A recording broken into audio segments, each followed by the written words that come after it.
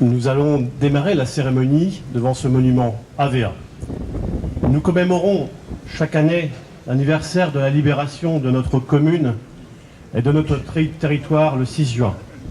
6 juin 1944, 6 juin 2016, 72 ans déjà. Nous prenons le temps de nous recueillir sur plusieurs sites de notre commune pour nous souvenir de nos libérateurs et du sacrifice qui a été consenti par ceux-ci et leurs familles. Nous sommes cet après-midi devant le monument érigé par l'Association des Amis des Vétérans Américains, AVA. Faire mémoire demeure un geste important et nécessaire, et cela quel que soit notre âge. Il faut redire ici les liens d'amitié qui lient les Sainte-Mère-Église, les vétérans et l'armée américaine, notamment ceux de la 101e et de la 82e Airborne. Je salue ici les vétérans présents et les remercie vivement de participer à ces cérémonies. Nous leur devons notre liberté. Commémorer, honorer nos vétérans est bien là une chose naturelle. Mais penser à célébrer la paix l'est autant, surtout dans ces périodes difficiles que nous connaissons sur notre territoire depuis plus d'un an. Prenons le temps de participer, prenons le temps de nous souvenir et prenons le temps de fêter cet événement. Merci.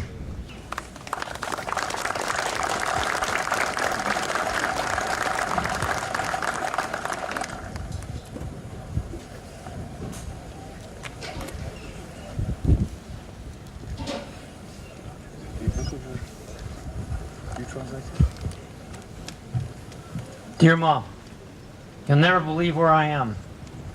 In about 20 minutes, I'm going to speak at a ceremony in Sainte-Mère-Église, France, to commemorate the 72nd anniversary of D-Day. Some Americans don't even know where it is, but if you remember the old black and white movie, The Longest Day, it was where John Wayne stood and fought.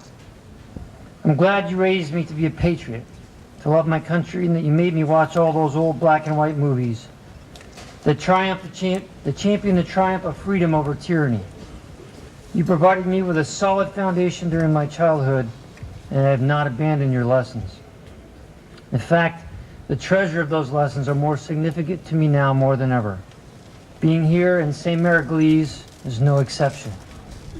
Today I better understand the difficult decision that General Eisenhower and his staff had to make, to wait another day for the weather to improve on the off chance that it might. If the weather didn't lift, it would have been another agonizing month of waiting. I understand the difficulty, uncertainty, and risk borne by those great leaders.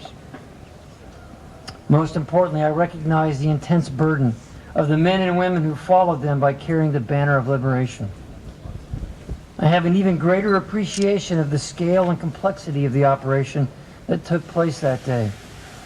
C-47s would end up distributing over 23,000 paratroopers. Waco and Horsa gliders delivered their troops across the French countryside in such treacherous conditions that the G on their wings stood for guts. Over 132,000 soldiers arrived on the 5 beachheads in Normandy on landing craft, and that was on day 1. This was a massive operation and a fantastic story. But now I realize that it is really a tapestry of many of individual stories, some told, many untold. These stories are American, French, German, Canadian, and British. The list of tales from that day could go on forever.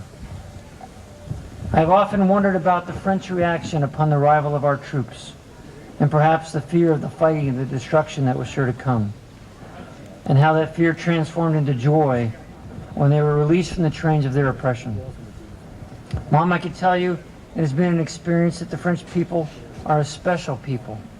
They have not forgotten our shared story of devotion to duty.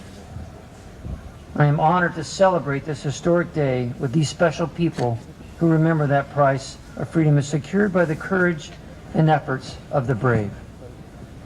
The boys are with me here, Mom, and I'm teaching them just as you taught me.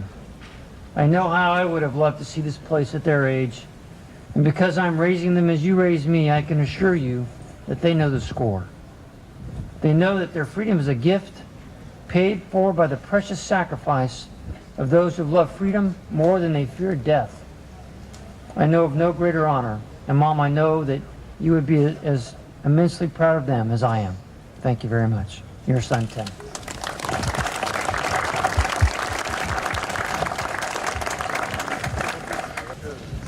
We are delighted to welcome the 82nd Airborne All-American Chorus.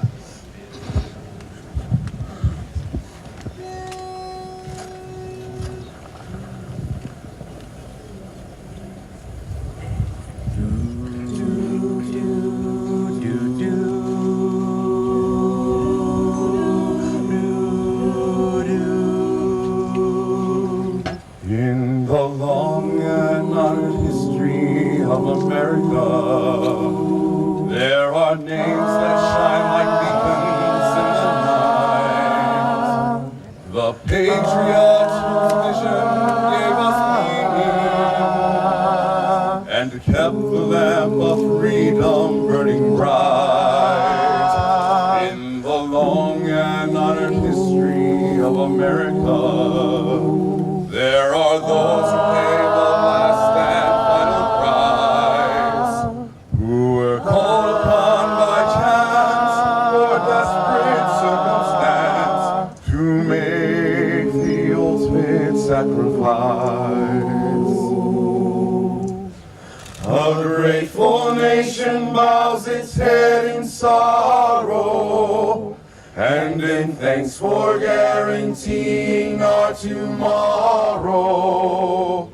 The last full measure of devotion, that's what they gave to the cause.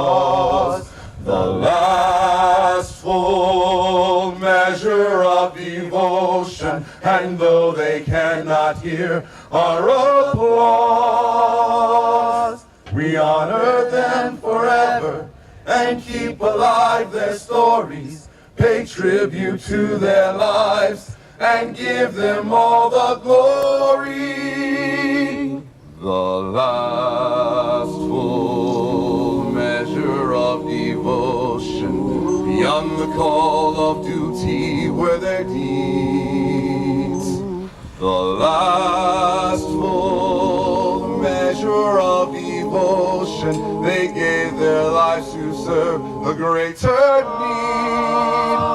And for those who did survive and came back home alive, we join in praise of comrades who were slain and highly resolved,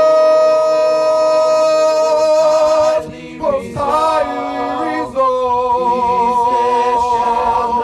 that these dead shall not have died, and highly resolved, most highly resolved, that these dead shall not have died in vain.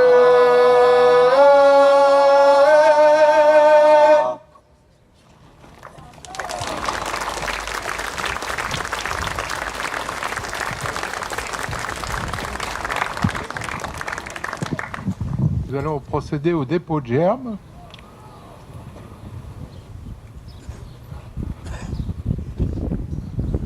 Si vous voulez procéder au dépôt des gerbes.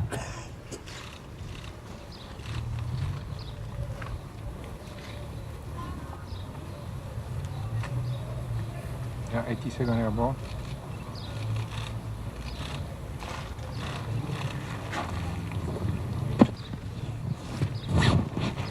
General Ray.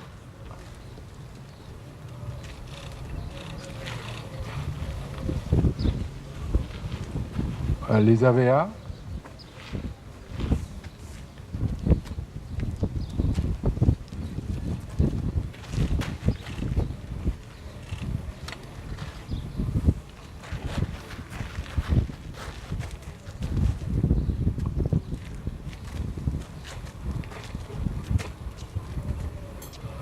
The German officer.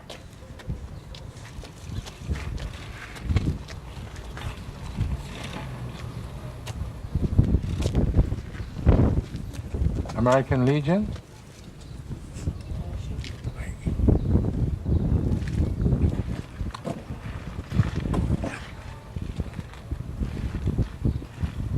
La mairie de Sainte-Mère-Église, Monsieur Quétier et Monsieur Voisin.